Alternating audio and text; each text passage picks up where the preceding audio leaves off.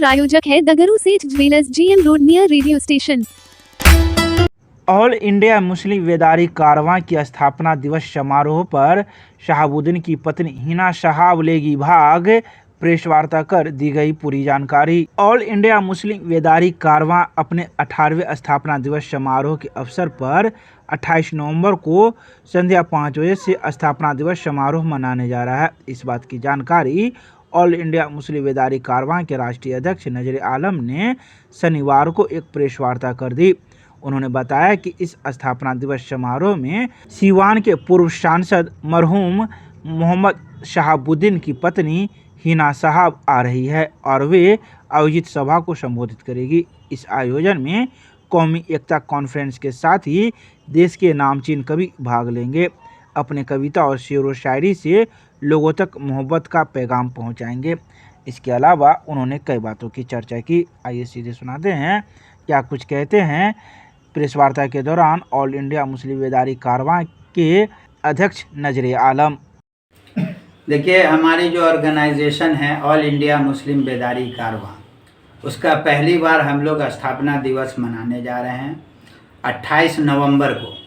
और ये जहाँ कार्यक्रम होना है वो सदर प्रखंड का मुरिया हाट मैदान है, जहाँ बड़ी संख्या में लोग आएंगे और कौमी एकता कॉन्फ्रेंस व कवि सम्मेलन का इस अवसर पर आयोजन किया गया है। इसमें मुख्य अतिथि के रूप में सीवान के पूर्व सांसद मरहूम शहाबुद्दीन साहब की अहलिया मोहतरमा हिना साहब साहिबा आ रही हैं। सड़क के रास्ते आएंगी और जहां कॉन्फ्रेंस होना है, कवि सम्मेलन होना है, वहां वो सभा को संबोधित करेंगे। इस अवसर पर देश भर से बड़े बड़े कवि कवित्रीगण भी उपस्थित होंगे, जिसमें हाशिम फिरोज़ाबादी साहब हैं, शाइस्ता सना हैं, मोहन मुंतज़िर हैं, दमदार बनारसी हैं, इरशाद अंजुम हैं, अफजल इलाहाबादी हैं, गुले सबा हैं, फलक सुल्तानपुरी हैं। इनके अलावा और भी कई कवि हैं जो इसमें उपस्थित होंगे और श्रोता को अपने शेर व शायरी से लोगों तक मोहब्बत का पैगाम पहुंचाएंगे। लोग नहीं, बिल्कुल इसको राजनीतिक रंग नहीं देना है और न ही ये राजनीतिक कार्यक्रम है। हालांकि बेचैनी लोगों में है, चूँकि एक ऐसे लीडर के नेतृत्व में हम लोगों ने यहाँ स्थापना दिवस मनाने का सोचा है। निश्चित रूप से बेचैनी है लोगों में, लेकिन मेरा सीधा संदेश है, हमारे जो नेता शहाबुद्दीन साहब थे उनकी पत्नी का भी सीधा संदेश है कि ये गैर राजनीतिक कार्यक्रम है और इसको बिल्कुल राजनीति से नहीं जोड़ा जाए। हाँ, एक संदेश तो क्लियर है कि जो हमारी ऑर्गेनाइजेशन है, हम उसके ज़रिए जो काम करते हैं समाज हित में, उसको हम जनता के बीच रखेंगे। और जो अभी जातिगत जनगणना की रिपोर्ट आई है, जातिगत जनगणना की रिपोर्ट आई है, हम उस पर सरकार से अपनी बात ज़रूर रखेंगे कि हमें शिक्षा में भी जो हमारी आबादी है उसमें हिस्सेदारी मिले, नौकरी में मिले, कारोबार में मिले, सियासी मैदान में मिले, राजनीतिक पार्टियों में मिले। हम इस मन से अपनी बात रखेंगे, लेकिन हम किसी पार्टी, किसी सरकार के खिलाफ इस कार्यक्रम का आयोजन नहीं कर रहे हैं। यही कारण है कि प्रशासन और जनता का भरपूर सहयोग मिल रहा है। दरभंगा के नगर थाना परिसर में भूमि विवाद निपटारे को लेकर लगाया गया शिविर पहुंचे थाना क्षेत्र से कई फरियादी। शनिवार को नगर थाना परिसर में भूमि विवाद निपटारे को लेकर शिविर का आयोजन किया गया। इस शिविर में कई फरियादी पहुंचे, जिसके मामले को सुना गया। वहीं सदर अंचल से आए कर्मी ने इन भूमि विवाद निपटारे के मामले में मौजूद लोगों की बातें सुनी और उन्हें कई प्रकार की बातों को भी समझाया। तो वहीं इस भूमि विवाद निपटारे में एक महिला भी शुभंकरपुर से आई थी। उन्होंने कहा कि हमारे ज़मीन पर हमारे ही देहात के द्वारा ज़बरदस्ती कब्जा किया जा रहा है। हम लोग लगातार आवेदन दे रहे हैं, लेकिन मामले की सुनवाई नहीं हो रही है। तो वहीं इस संबंध में जब अंचलकर्मी से जानकारी ली गई तो उन्होंने कहा कि हम लोग के पास जो भी ज़मीनी विवाद आते हैं, अगर मेरे स्तर तक सुनवाई होनी होती है तो मैं उसे सुलझाने का प्रयास करता हूं। लेकिन अगर नहीं होनी रहती है तो मैं उसे आगे भेज देता हूँ। आइए सीधे सुनाते हैं क्या कुछ कहते हैं। भूमि विवाद निपटारे में पहुंचे फरियादी एवं अंचल कर्मी।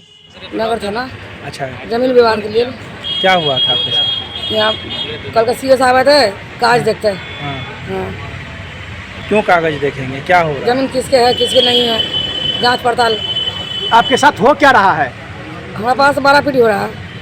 कौन कर रहा है? उमेश महतो, कौन है उमेश में? वो पितिया ससुर के बेटा है, चचेरा। उसको 4 लड़का है, चारों मारपीट करे है। ये वीडियो बनाने चाहिए हम। कितना जमीन है? जमीन है 1 कट्ठा 6 दूर। तो आपका जो दियाद है वो क्या कह रहा है? ओकर बाबूजी जमीन बेच लेने हैं, ओकर हम हिस्सा लेवे जबरदस्ती करके। आप जबरदस्ती लीजिएगा? वो लेते हैं अच्छा अच्छा उमेश पार्टी। तो आपका घर कहाँ है? सोहंकरपुर। तो आपका सोहंकरपुर ओपी में जाते ना आप? ओपी में जाते तो खाली पैसा मांगते हैं। कौन? ओ बड़ा बाबू है जो।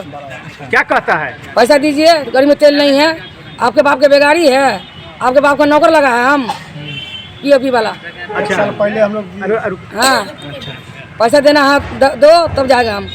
कितना दिन से मामला चल रहा है ये? अगले साल से। अच्छा, पिछले एक साल साल में गए अभी तक आप थे? क्या किए हैं? कुछ नहीं फैसला हुआ, कुछ नहीं। वहाँ गए थे ओपी पर? हाँ, ओपी पे जाते थे, 10 दिन का आज रख ले है तो कहे यहाँ नहीं हुआ, जाओ वहाँ था जाओ, किला घर जाओ। अच्छा, थाना पर जाते भगाते हैं, या भागो यहाँ से।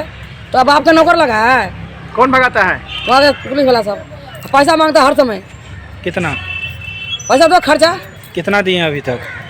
अगला साल तो दिल्ली 3-4 हज़ार दे लिया, इस साल 500 रुपया दे लिया। अच्छा, तो आपका जितना जमीन है, हाँ, आपके अंदर में कितना जमीन है? जमीन तो टोटली हमारे अंडर में है, कितना जमीन?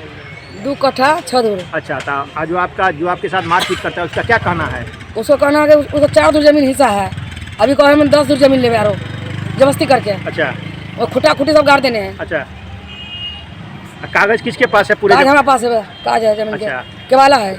यहाँ से क्या कहा जाता है आपको? ये बोल दिल के बड़ा कि तुम्हारा जमीन नहीं है, जमीन है आप जाकर कोर्ट में केस कीजिए। वो पार्टी बोलता है कि तुम करो केस, हम क्या करें केस। अगर आपके साथ ऐसे ही मारपीट होता रहा था? मारपीट होते रहते थोड़ी वो लड़बे नहीं ना, और कहीं ना कहीं तो इनाम मिलबे करते हैं। कहाँ जाइएगा न्याय के लिए? सीओ के पास देने कहा या मैं देने चाहिए। सीओ तो बोला है कि आपको आगे जाने के लिए न्यायालय। हमारे बोले आगे वो पार्टी के वो पार्टी के बोले ना कि तोर जमीन है तो तू जा कोर्ट में केस करो, कोर्ट फैसला करेगा। और मारपीट नहीं करना, झगड़ा मत करना है सबसे। फिर ये भी मौसम आते हम ही मौसम अच्छी है दोनों। अगर फिर करेगा मारपीट तो फिर यहीं पर आवे। क्या नाम हुआ आपका? शीला देवी। कहाँ घर हुआ? सोहंकरपुर। पति का क्या नाम था? मोहन महतो। नगर थाना है, नगर थाना ही है दरभंगा सदर का। 2 मामले भी आए हैं, दोनों भूमि विवाद संबंधी, जो कि बंटवारा बात चल रहा है दोनों में, तो नहीं सुना गया है। लोक न्यायालय में इसका भी- लोक न्यायालय में नहीं, मतलब वरीय न्यायालय में लंबित है वहाँ कोर्ट में, और दोनों का टाइटल का मामला, इसलिए यहाँ पे सुनने लायक नहीं है। तो आपने क्या किया? दोनों को सलाह दी अपने पेपर के साथ वहाँ जाएंगे न्यायालय में। न्यायालय में मामला कहाँ का है? मामला एक यहाँ शुभंकरपुर का है, और एक मामला और है पेपर रखा हुआ ऑफिस में, शायद रत्नों पट्टी का, जहाँ भी हो, ध्यान नहीं है। दोनों का वही मामला है, बंटवारा आपस में सहमत नहीं है जमीन के बंटवारे में। क्या नाम हुआ आपका? मेरा नाम निहाल कुमार, क्या है आप? राजस्व कर्मचारी, कहाँ का? दरभंगा सदर।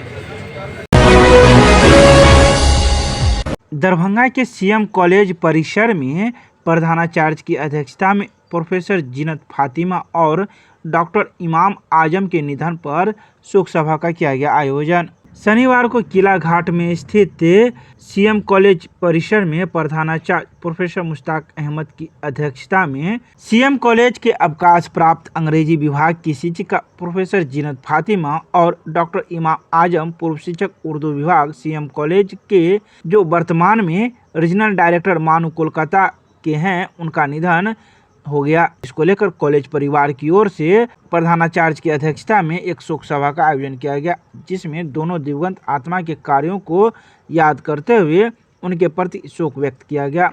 प्रोफेसर अहमद ने खेद व्यक्त करते हुए कहा कि प्रोफेसर जीनत फातिमा अंग्रेजी की शिक्षिका थी, लेकिन उन्हें फ्रेंच के साथ साथ उर्दू और फारसी पर भी महारत हासिल थी। उन्होंने 1996 में अवकाश प्राप्त कर 2017 तक इसी कॉलेज में रही। वहीं डॉक्टर इमाम आजम मिथिला विश्वविद्यालय की सर्विस में 1996 में आए। उनकी प्रथम पोस्टिंग RN कॉलेज पंडौल में हुई। फिर 2000 से लेकर 2005 तक उर्दू विभाग CM कॉलेज में रहे। इसके अलावा शोक सभा में प्रधानाचार्य ने कई बातों की चर्चा की। दरभंगा लायंस क्लब के द्वारा स्कूली बच्चों के बीच में पीस पोस्टर प्रतियोगिता का किया गया आयोजन। सफल प्रतिभागियों को देश विदेश कराया जाएगा भ्रमण। अंतर्राष्ट्रीय स्तर पर लायंस क्लब इंटरनेशनल द्वारा हर वर्ष स्कूली बच्चों के बीच पीस पोस्टर प्रतियोगिता का आयोजन किया जाता है। सभी क्लब स्तर पर आयोजित होने वाले इस प्रतियोगिता में अंतर्राष्ट्रीय स्तर पर चुने जाने वाले बच्चों को अमेरिका में बुलाकर देश विदेश भ्रमण कराया जाता है।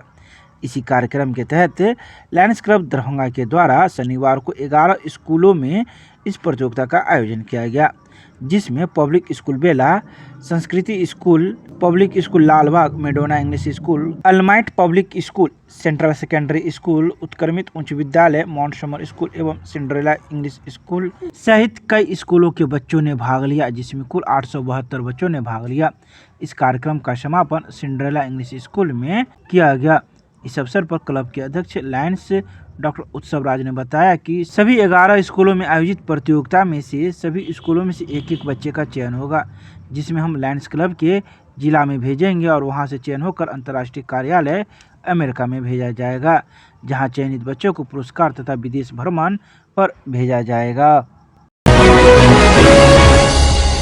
दरभंगा नगर निगम प्रशासन के द्वारा मुख्यमंत्री के संभावित आगमन को देखते हुए DMCH रोड में हटाया गया अतिक्रमण। शनिवार को दरभंगा नगर निगम प्रशासन के द्वारा DMCH रोड में अवैध रूप से सड़क के दोनों किनारे किए गए अतिक्रमण को हटाने के लिए नगर निगम प्रशासन के द्वारा माइकिंग कराई गई तथा जल्द से जल्द खाली करने के भी आदेश दिए गए तथा आगे से ऐसा न करे, इसको लेकर सख्त हिदायत दी गई। साथ ही जो लोग DMCH रोड में घर निर्माण हेतु सामग्री को सड़क पर रखे हुए हैं, उन्हें भी हटाने के निर्देश दिए गए। बता दें कि 27 नवंबर को बिहार के मुख्यमंत्री नीतीश कुमार के आने की संभावित तिथि जताई गई है, जिसको लेकर दरभंगा नगर निगम प्रशासन के साथ ही जिला प्रशासन भी अलर्ट पर है।